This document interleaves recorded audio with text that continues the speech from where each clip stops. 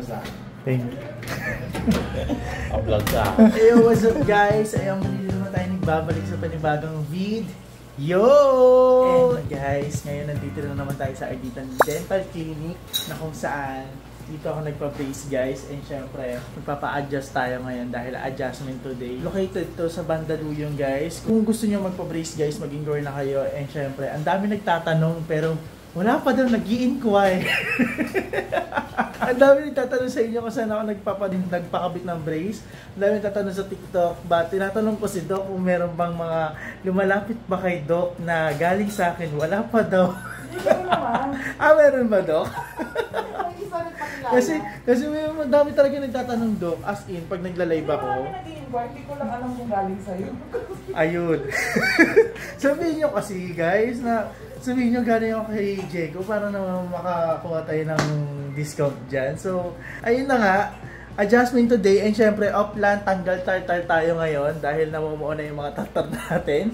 At grabe, 1 month na po ako walang adjust na naman, Doc. Tama po ba? Hindi naman kasi sobrang busy rin talaga recently. And dapat magpapa-adjust ako pero ang dami rin talaga nangyari. May mga open si Jessica, may mga racket. And syempre may mga ginagawa off-cam. So, hindi talaga ako nakapag-sked kay Doc. And buti na lang, thank you kay Doc D. Dahil nga syempre, pinagde-decide niya ako kapag sked ko. And ayun, nakakaya kasi syempre doon lang ako pupunta kapag adjustment ko na. But ayun nga, kasi sobrang busy talaga guys. And pinaliwanag naman natin kay Doc D. And naintindihan niya naman ni Doc D yun. Then guys, nandito tayo ngayon sa Arditan. And syempre, napakita ko na to sa vlog kung gaano kaganda dito sa loob na Arditan Dental Clinic. And kung gaano ka-hygienic dito sa Arditan Dental Clinic. Kaya guys, sa mga mag-i-inquire dyan, please sabihin niyo yung pangalan ko talaga. Paulit-ulit ako. And si Doc pala nasa loob pa kasi nililinis pa yung mga ginamit dahil meron pang nauna sa akin patient, but mamaya papakita ko sa inyo si Doc D. So balikan ko yung mamaya guys. Wala na siya ulit. Okay. Pero mas okay naman. Sa likod, okay. Sa harap naman siya bumawi. Bumaga na kain mo. Tsaka sumasawa na yung amoy niya, Doc. Masarap ang pinakain mo.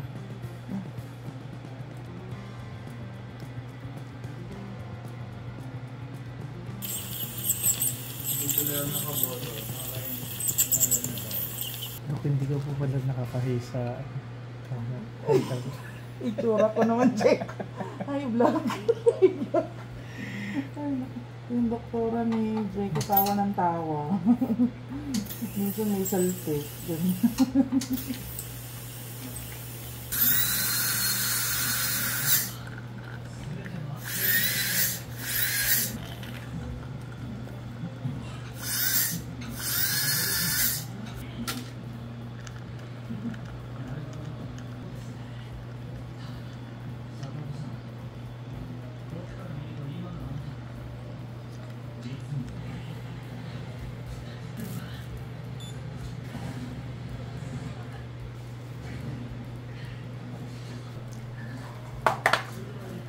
So ayun guys, nakabit na yung natin yung rubber and till yung binakbit natin kasi nakita ko lang online.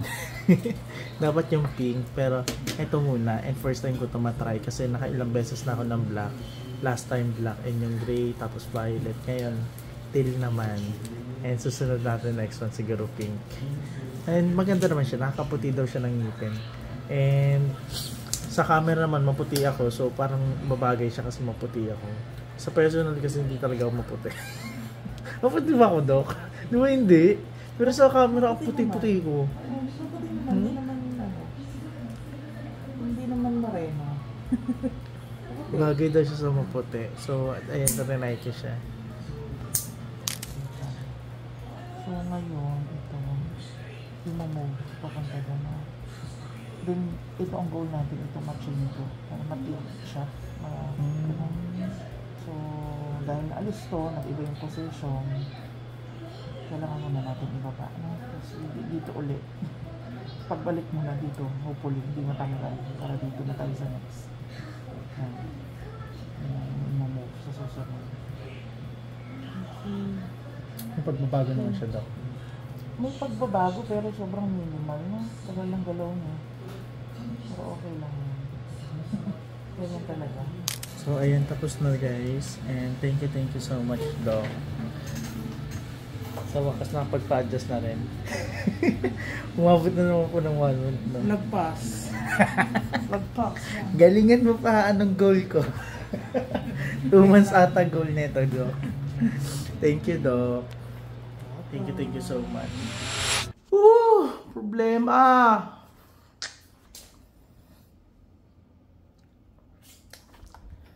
Malas. Sobrang malas. As in. Ang malas-malas. So ayan, galing akong labas dahil nagpa-adjust ako ng ngipin. And syempre, nanood ako ng sine sa labas. So pagka uwi ko, eto, baha. Ay nagchat na rin yung pamilya ko, tapos yung kapitbahay ko, umaapaw daw yung tubig dito galing sa bahay. And alam ko yung naging unang rason. So umapaw dahil eto nakabukas. And hindi ko naman akalain na nakabukas yan. Kasi akala ko ang sara niyan pag ganyan or pag ganito. Hindi ko talaga akalain na nakabukas or nakasara kasi wala siyang tubig kanina. Walang tubig dito sa bahay na to kanina. And buong building walang tubig kanina. Kaya akala ko nakabukas yan o nakasarado. And malay ko ba? Hindi ko alam. Malay ko kung nakabukas siya o nakasarado. So hindi ko kasalanan dahil hindi ko alam kasi walang tubig. Hindi ko talaga alam kung nakabukas siya o nakasarado. Kung nag-gauge nyo yung point ko. So, umapaw siya. And umapaw dahil ito is nakaharang dito. Tapos, ayan, umapaw. Ayan, di ko alam kung hanggang saan yung tubig. But, ayan, sobrang apaw na apaw. Oh, look. Sobrang apaw na apaw. Kumalat sa buong bahay. And ang malala pa dito, kumalat hanggang baba. So, malakas yung tagas ng tubig simula kanina pa. And grabe, thank you dahil yung pinsan ko, siya naglimas kahit papaano ng tubig. Bawasan yung tubig dito. And, ayan, kahit papaano na wala naman yung tubig. But, ayan, maglilimas na naman ako. Yan. Imbes na unti lang yung pinasok ng baha nakaraan and unti lang yung nadamay nakaraan. Actually, wala nadamay sa baha nung nakaraan. Ngayon, nadamay lahat. Sobrang malas. Hindi ko alam kung anong magiging eksena nito. Nangyari na ang nangyari. And feeling ko mataas yung baha. Kasi meron dito mga gamit na inabot. Oo, kasi ayun o, mataas nga feeling ko kasi feeling ko kahit papaano tumaas yung baha. Ay, yung pagkaapaw ng tubig kasi inabot yung ibang gamit ko dito. Yung kama ko, wala akong tutulugan, basang-basa. Pati yun, basang-basa. Hindi ko alam kung saan ako matutulog. And yung ibang gamit, buti na lang nakaganyan. Naka-basket, naka-maleta, nakaganyan. And wala akong masyado niligpitin dito, kundi yung kama lang. And yung gamit ko sa donut. Tapos yung gamit ng kapitbahay. So, ayun lang. Basang-basa. Ito basang-basa tong kama na to. Sobrang basang-basa na ito. Ito kagad yung una kong tinignan kasi titignan ko kung may higaan ba ako. So, ito basang-basa. Wala. Ayan o. Basang-basa siya. Wala. Hindi ko na alam kung paano papatuyuin yan. Bukas pa yan. Yan ayun yung pinakaayaw ko, yung papatuyuin niya kasi mamaya masira na yung foam niyan dahil mumurahin lang yan. Stress na. Ipa-adjust lang ako at nanood ako ng sine. And ayun, walang kagustuhan na ito. Baka may mag-comment dyan na ang tanga mo naman. Oo, tanga na ako. Hindi ko kasalanan na lumipat ako dito sa bahay. Dito sa building na to na laging walang tubig. And ayan, akala ko nakasarado yung gripo. Hindi pala. So umapaw siya ng umapaw. Ngayon nakabihis pa ako. And nagmadali ako patakbo dito sa taas para lang makita kung ano na yung eksena. Buti na lang, yung mga kuryente ko nakaangat, yung mga extension ko nakaangat. Basang-basa din yung basahan sa rep. Look.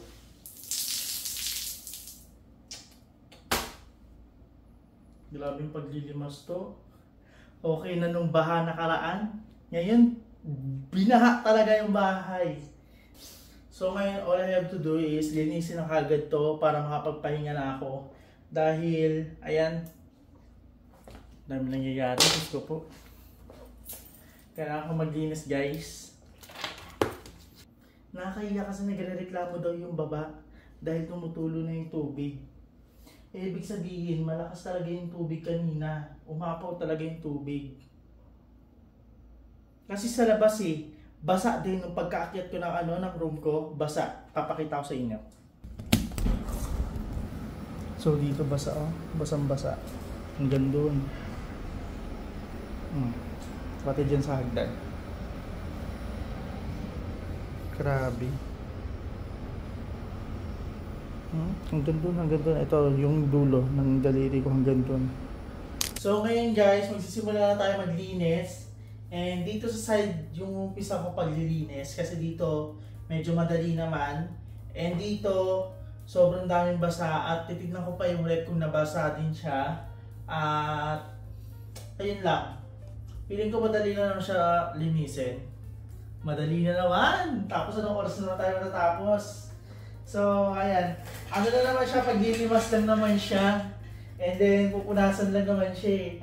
So, wala na akong dapat ikalungkot o i-stress dahil nangyari na ang nangyari. So, maging positibo na lang ako. Magiging positibo na lang ako dahil wala rin naman dahil nangyari na So, hindi ko na kailangan ma-stress, hindi ko na kailangan isipin pa kung ano yung nangyari dito sa bahay.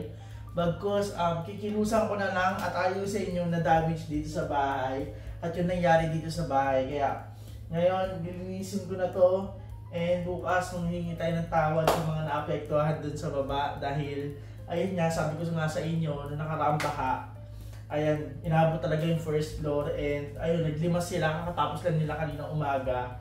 Tapos, nagreklamo sila dahil bumabaha na naman daw. So, umabot talaga yung tubig hanggang baba. And nag-ano sa mga hagdan.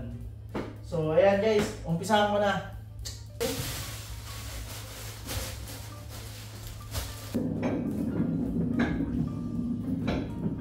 So, ayan, ang gamit nating map. Ayan yung sa pinsang ko na naman. Sa kapitbahay ko. Pinsang ko yung kapitbahay ko guys. So, sila ang nagbukas dito sa bahay nung tumatagas yung tubig. So, di ko alam kung paano nila nabuksan. Mamaya i-check natin yung yung pinto. But ngayon, tapusin ko muna itong problema ko.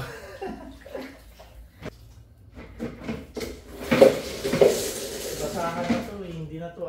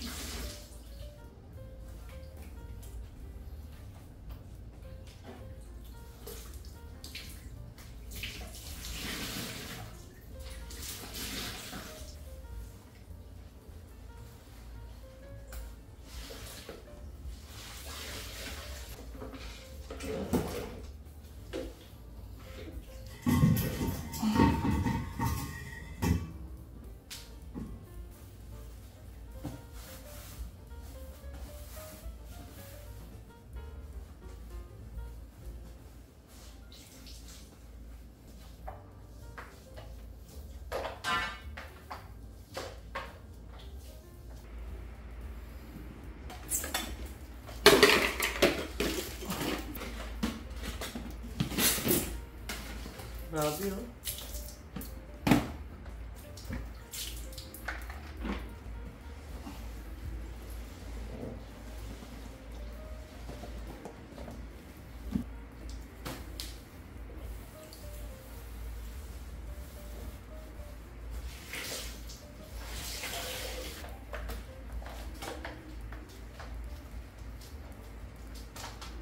So ayan, kakatapos ko lang dito sa side na part ng kusina. And eto, nalagay ko na yung mga gamit ulit, nabalik ko.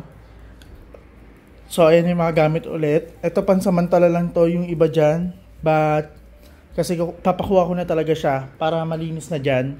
And buti na lang talaga, nangyari din to kasi everything happens for a reason talaga. Kasi ngayon nakikita ko yung mga dapat alisin ko. And ayun, gaya ng donut ko. Yung donut ko, ito, natanggal ko na yung mga hindi kailangan. So ito yung mga gamit ko sa pan-donut. And ayan, naalis ko na yung mga packaging. Ayan, okay pa naman at buti na lang walang masyadong basa. Tanggal ko na rin yung mga basa dyan. At ito yung mga chocolate compound ko. Ang dami pa niyan, hindi pa bukas oh. Ito yung mga gamit natin pang donut.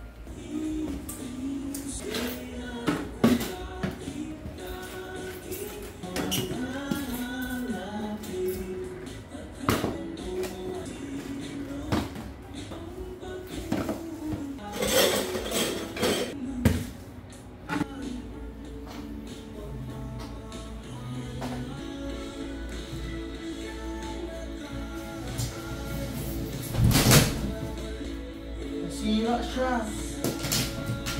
Ito na yung sinasabi ko eh. Hindi talaga siya matibay. Nasira siya pagkatulak ko. Kasi basa. Natulak ko naman to nakaraan. But, hala. Dagdag asikaso. Nasira siya. Mukhang mapapalitan ka pa be ha. Nasira siya. Paano to? Parang hindi na siya makakabit dun. Tinutulak ko lang siya. Pero nasira siya. Try ko ayusin siya mamaya. Nasira. Problemado po. Mawawalan pa ako ng cabinet ah. Nasira. Diyos ko ka.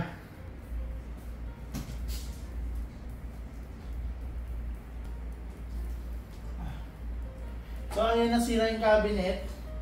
Hindi na siya makakabit kasi iba kasi yung kahoy niya eh.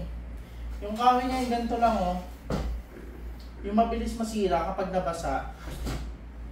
Wala na kagad yung cabinet natin. Hindi man lang tumagal. Problema pa. Wala na akong paglalagyan ng ano, ng damit. Diyos ko po, Diyos ko po, Diyos ko po. Paano na to siya? Hindi na natin siya magagamit. Doon magagamit na natin to dahil sa ano. Ito, pero yung mga drawer, hindi na natin magagamit. Wala na. Bilis masira. Naayos nga siya, nabasa naman. So, paalam na bede. Tabilaw na. Kaya tinulak ko yung cabinet guys kasi kukunin ko itong mga kama. Ayun, nabasa na.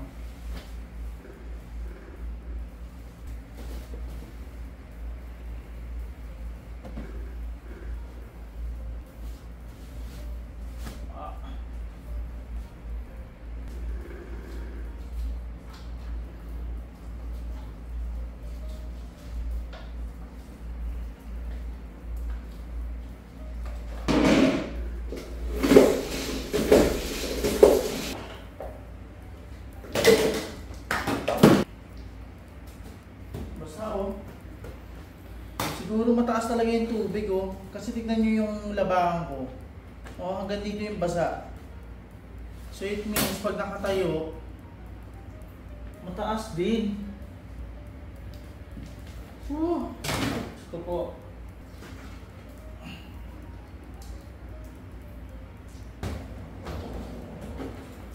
Buti na nakamaleta yung mga ibang gamit.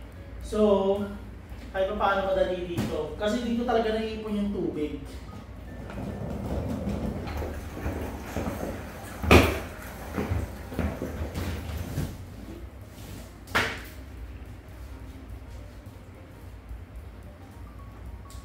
Look!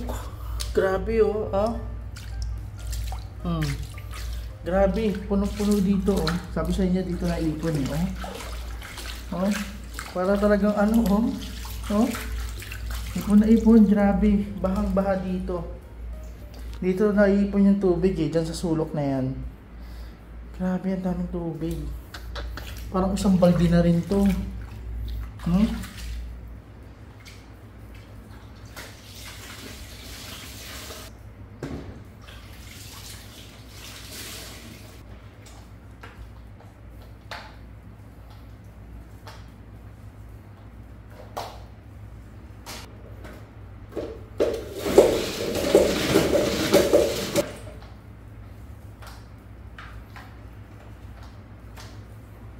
So yun guys, tapos na ako. And ngayon, aayusin ko na lang itong lahat ng gamit na nasa likod ko. Ayan. Yung mga inayos natin, ayan, groggy na ako. Bigla ako nahilo dun ha. Ayan, groggy na ako. So, di na uulit.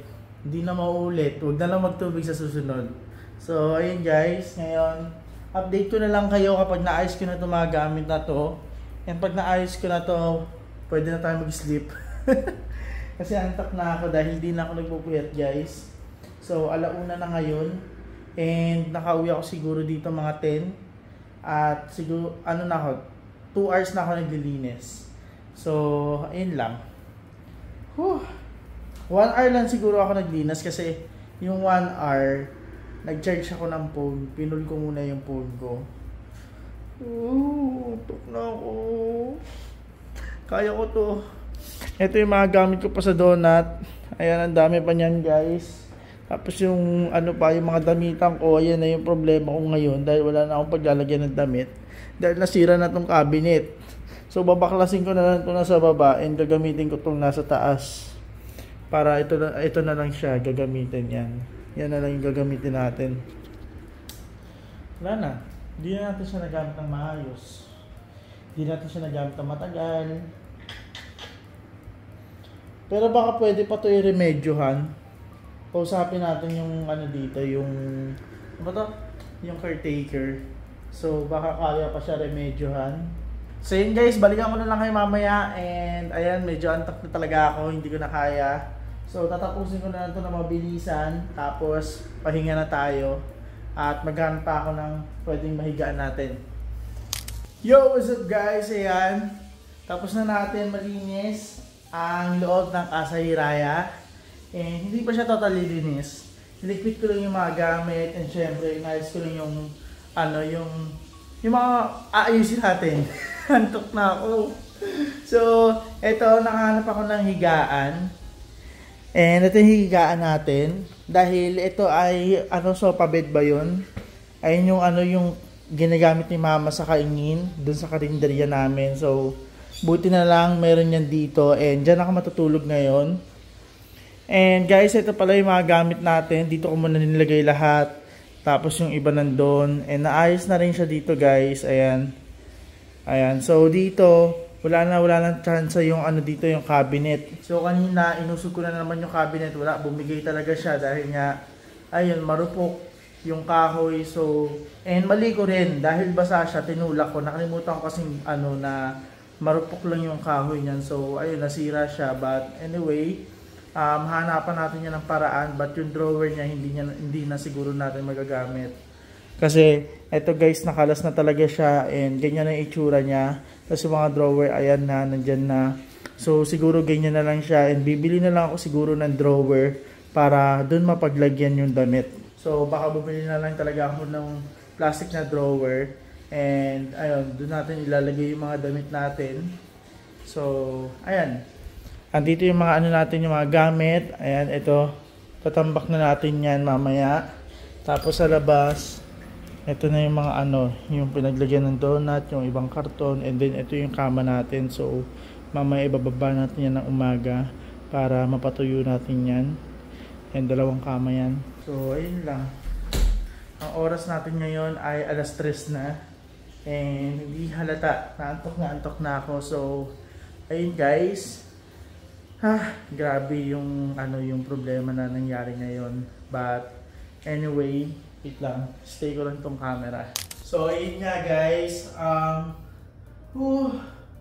wala na dapat akong isipin and wala na dapat ako yung ka-stress dahil nasolusyonan naman natin siya. And syempre, lesson learned na rin sa atin yung nangyari dito sa Casa Hiraya. Hindi ko sadya yung nangyari dahil ayun nga, inuulit ko guys, walang tubig kanina and madalas wala talagang tubig dito. So hindi ko kabisado yung ano namin, yung gripo dito. Etong ano na to, itong gripo na to, hindi ko alam talaga kanina kung naka-on siya or naka-off kasi nga walang tubig. So hindi ko siya malalaman. So walang may gusto, hindi ko sadya yung nangyari. Kaya ayan, baka magbida-bida na naman kayo sa comment dyan. And ayun, tawagin nyo akong tanga, tawagin nyo. And hindi ko naman iniisip na tanga ako kasi wala talagang gusto na nangyari dahil una sa lahat papatayin ko talaga yan kung alam ko yan, kung alam kong bukas yan. So common sense na lang yun kung alam kong bukas. So ayun, naging lesson learned lang sa akin na sa mga susunod na araw pag aalis ako is hindi ko na siya ngayon titignan ko na yung mga bawat gripo kung paano siya i-close. I mean kung anong side siya i-close, kung left ba or right, ganun. So titignan ko siya, and syempre yung mga kailangan pa tignan kapag umalis ako. So ayun, lesson learned talaga yung nangyari dahil hindi talaga biro yung nangyari. Bumaha talaga siya. Kung nakaligtas ako nakaraan sa baha, ngayon binaha ng bongga. And ayun nga guys, everything happens for a reason. So may rason to kung bakit nangyari. And magiging positibo lang ako, patuloy positibo. Patuloy ako magiging positibo and walang dapat ika-negatibo. So ayun lang, positive lang. So kaya natin to.